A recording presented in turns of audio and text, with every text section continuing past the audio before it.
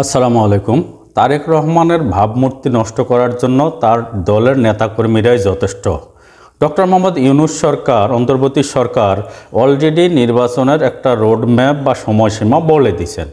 তারপরেও এই সময়সীমা নিয়ে কেন আন্দোলন করতে হবে এবং বৈরী মনোভাব প্রকাশ করতে হবে? দীর্ঘ 17 বছর ধরে এই দেশে কোনো নির্বাচন হয়নি। নির্বাচনী খেলায় শেখ হাসিনা নিজেই নির্বাচন করেছিল, নিজেই তার প্রতিদ্বন্দ্বী ছিল।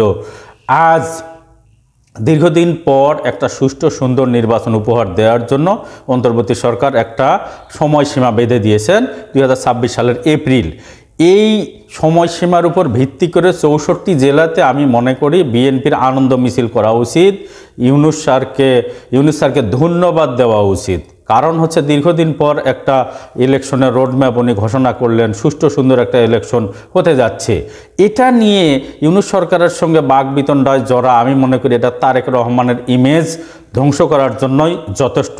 কারণ হচ্ছে আপনি ডিসেম্বরে বলেন, এপ্রিলে বলেন, নির্বাচনটা কিন্তু হচ্ছে, সুষ্ঠু নির্বাচন হচ্ছে।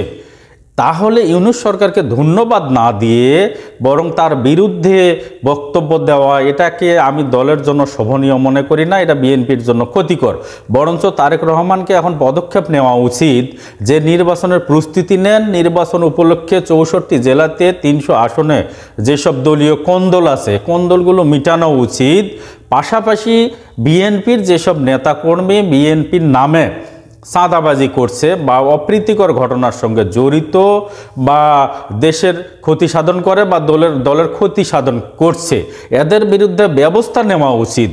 কারণ দীর্ঘ দিন তারেক রহমান অনেক কষ্ট করে দলটাকে গুছিয়ে রেখেছে, দলটাকে টিকিয়ে রেখেছে। কিন্তু আজ এই দলের ভাবমূর্তি নষ্ট করার জন্য কতিপয় বিএনপিরই নেতাকর্মী এই দলের ভাবমূর্তি নষ্ট করার জন্য চাঁদাবাজির সঙ্গে জড়িত এবং বিভিন্ন অর্থলগ্নি প্রতিষ্ঠানের সঙ্গে তারা জড়িত হচ্ছে তারেক রহমানের ভাবমূর্তি নষ্ট করার জন্য। আমি জনাব তারেক রহমানের কাছে বিনীত অনুরোধ করব, আপনি আপনার দলের নেতাকর্মীর অভাব নেই, যারা এসব ঘটনার সঙ্গে জড়িত দ্রুত গতিতে তাদেরকে শাস্তির আওতায় নিয়ে আসুন, তাদেরকে দল থেকে বহিষ্কার করুন এবং দলীয় শৃঙ্খলা ভঙ্গের দায়ে তাদের বিরুদ্ধে ব্যবস্থা নিন। আর নির্বাচন যেহেতু একটা রোডম্যাপ ঘোষণা হয়ে গেছে, আপনি 64 ডিস্ট্রিক্টে কাকে নমিনেশন দিবেন, দলীয় দ্বন্দ্ব দূর করার জন্য কাজ করুন।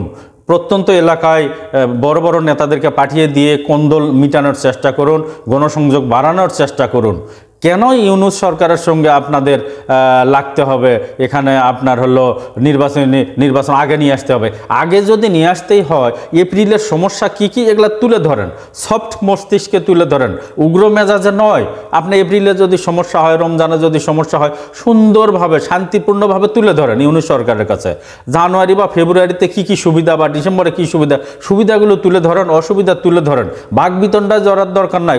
কেন কোনো বিভিন্ন ধরনের অনুষ্ঠানে বক্তব্যের মাধ্যমে বলতে হবে ডিসেম্বরে নিয়ে আসতে হবে, এত জোর দিয়ে তো বলার কিছু নাই। এপ্রিলে নির্বাচন হলে সমস্যাটা কি? সমস্যাগুলো তুলে ধরেন। ইউনূস সরকার কি জনগণের সমস্যা চায়?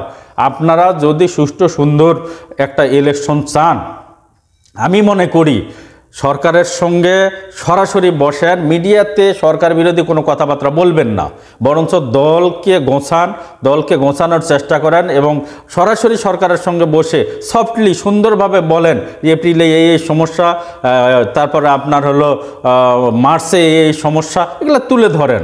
এগুলো মিডিয়াতে কেন বলতে হবে? ইউনূস সরকারের বিরুদ্ধে কেন যেতে হবে? কারণ নির্বাচন যখন হবে তখন সবচেয়ে ক্ষমতাধর ব্যক্তি হবে অন্তর্বর্তী সরকার। তার সঙ্গে বিরোধিতা আমি কখনোই সাপোর্ট করি না। তার সঙ্গে সহযোগিতাপূর্ণ আচরণ করুন, সহযোগিতার সঙ্গে কাজ করুন, এতেই কিন্তু বিএনপির জন্য ভালো হবে। আর তারেক রহমানের বিরুদ্ধে যারা দলের ভাবমূর্তি নষ্ট করার জন্য যারা চেষ্টা করছে, দ্রুত গতিতে তাদেরকে বহিষ্কার করুন। ওই জায়গায় আপনার ভালো লোক দিয়ে, স্বচ্ছ ইমেজের লোক দিয়ে সেই জায়গা পূরণ করুন। আপনার দলের নেতাকর্মীর অভাব নেই, তাহলে কেন দুষ্কৃতিকারীদেরকে রাখতে হবে? 17 বছর ধরে আপনি যে কষ্ট করছেন, কষ্ট এই অল্প সময়ের মধ্যে আপনার দলের ভাবমূর্তি নষ্ট যারা করে দিল তাদের বিরুদ্ধে দ্রুত ব্যবস্থা নিয়ে 64 ডিস্ট্রিক্টে 300 আসনে আপনি জনগণের সঙ্গে মিশতে বলেন, আপনার নেতাকর্মীকে জনগণের কাছে যেতে বলেন।